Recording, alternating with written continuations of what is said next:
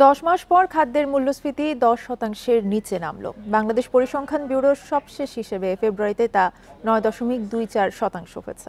2024 সালের মার্চের পর খাদ্যে মূল্যস্ফীতি আর এক অঙ্কের ঘরে নামেনি। বৃহস্পতিবার মূল্যস্ফীতির এই হালনাগাদ চিত্র প্রকাশ করা হয়েছে।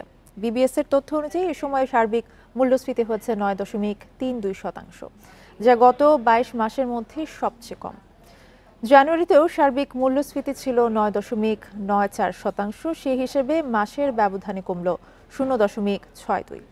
সার্বিক মূল্যস্ফীতি মাসের ব্যবধানে এতটা কমে যাওয়ার কারণ নিম্নমুখী খাদ্য মূল্যস্ফীতি। শহর ও গ্রামে একই চিত্র মিলেছে।